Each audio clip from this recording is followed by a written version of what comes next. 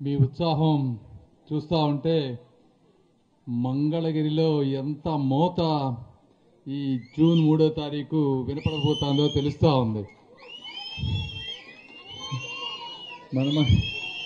ఎందుకంటే నేను చాలా సభలకు వెళ్ళాను. ఇలాంటి ఉత్సాహం ఇంతసేపు ఆసక్తిగా చిరునవ్వుతో నవ్వుతూ మీరు పార్టిసిపేట్ చేస్తూ ఉన్నారంటే అర్థమవుతోంది ఎంత రెస్పాన్స్ ఉందనేది.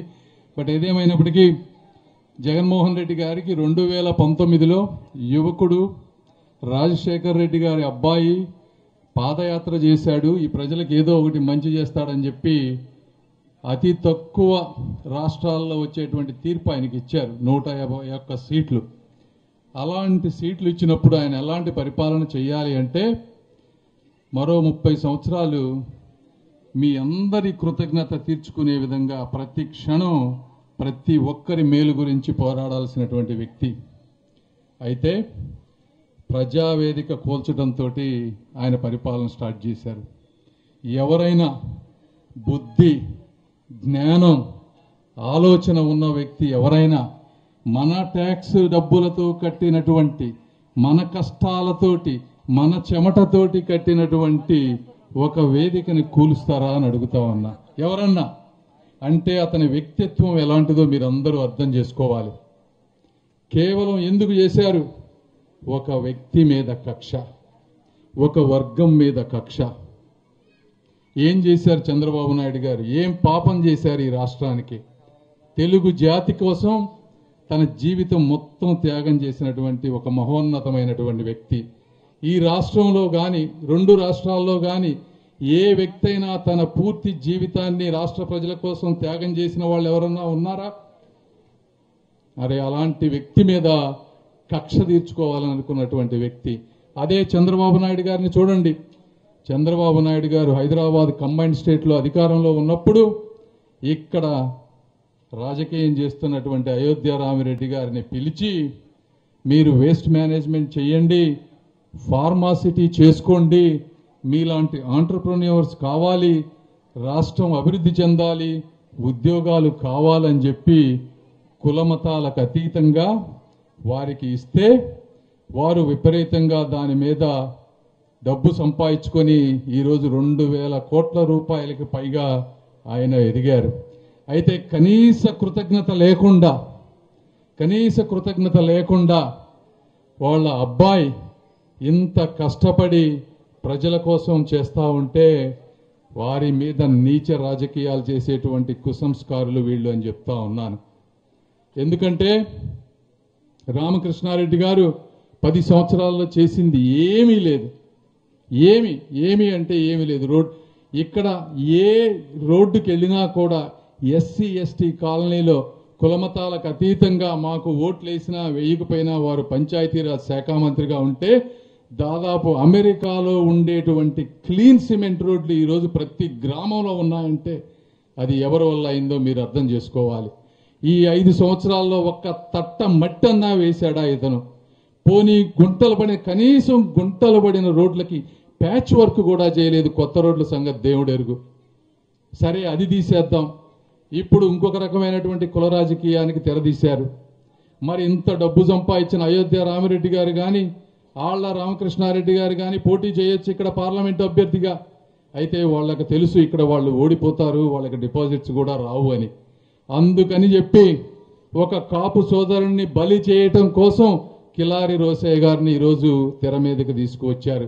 ఆయన నేను చేయను మహాప్రభు అన్నా కూడా భయపెట్టి నీకు రాజకీయ జీవితం లేకుండా చేస్తానని చెప్తే తప్పని పరిస్థితుల్లో ఈరోజు ఆయన పోటీ చేస్తా ఉన్నారు.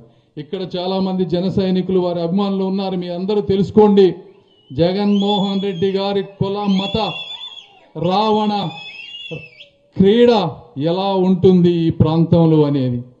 నేను కానీ లోకేష్ గారు కానీ మాకు ఎటువంటి సెల్ఫ్ అవసరం లేదు. మేమిద్దరం కావాలనుకుంటే ఆయన చక్కగా హెరిటేజ్, నేను అమెరికాలో అద్భుతంగా ఏసీ రూముల్లో ఉండగలిగిన వాళ్ళం.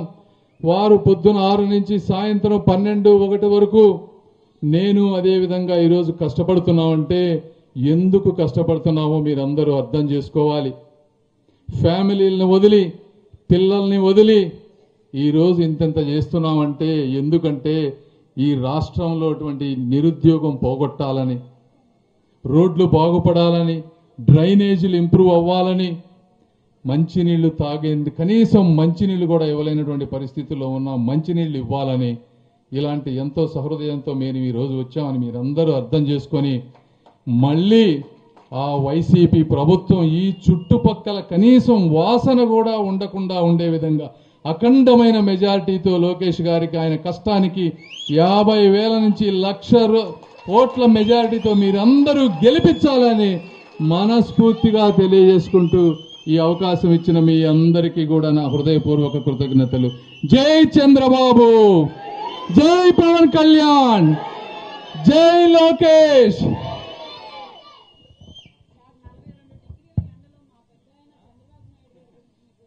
ఆయన బాగానే ఉన్నారు లేరమ్మ.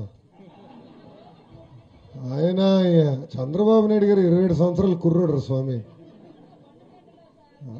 ఆయన అద్భుతంగా చేస్తాడు. ఆయనకి రోజు 4 మీటింగ్లు పెడతారంటే మేము వద్దని చెప్పాం. మేము తట్టుకోలేము, మీరు 4 మీటింగ్లు పెడితే కష్టం, అన్ని ఏర్పాట్లు మేము చేయలేమని చెప్పాం. అమ్మా ఇంకెవరన్నా మాడతారు అమ్మా?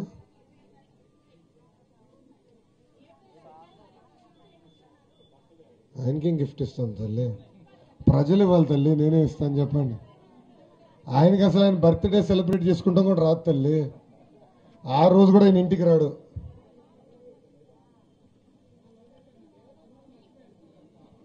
ఎవరు అన్న ఆగన్నా, అన్ని కోరికలు కోరేసావు, ఆగన్నా.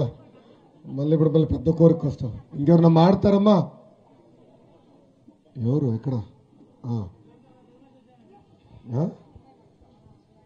నెక్స్ట్ వీక్ ఇస్తా లాస్ట్. చెప్పండి అన్న. లోకేష్ గారు నమస్తే అండి. నమస్కారం అన్న. రోజు ఈ కుంచనపల్లి ఆకుకూర పండితే విజయవాడ 1 టౌన్ కాళేశ్వరం మార్కెట్కి వెళ్తాం. ఈ ఊరికి బస్సు సౌకర్యం లేదండి.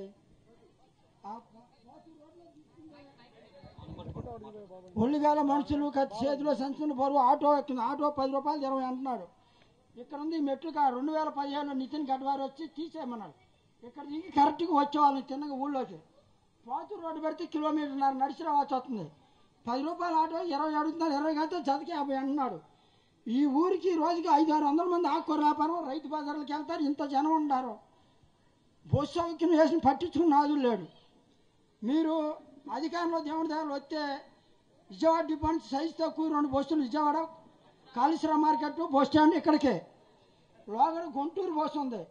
గుంటూరు నుంచి 2 బస్సులు ఈ కుంచనపల్లి వేయించాలని మేము కోరుతున్నాం. నువ్వు దేవుడి దగ్గర అధికారంలో రావాలని మేము అందరం కోరుకుంటున్నాం. మళ్ళీ దేవుడి దగ్గర ఎందుకబ్బా? ఆ భారం పాపం దేవుడి పైన ఎందుకు పెడుతున్నావు? అది మీరు తీసుకోవాలి, బాధ్యత మీరు తీసుకోవాలి కదా. మిమ్మల్ని అది కాదు, మనోడా నేను గెలిపించిన తర్వాత నువ్వు బస్సు వేయని చెప్పాలా. బస్సు వేసిన వాళ్ళు లేరు ఇక్కడ. అర్థమైంది. 500-600 మంది మార్కెట్కి వెళ్తాం. నాకు అర్థమైందన్న.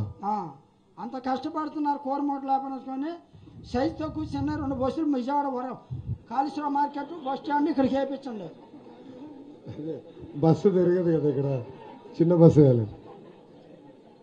సుబ్బారావు గారు బస్సు వేపిస్తారు రాబా.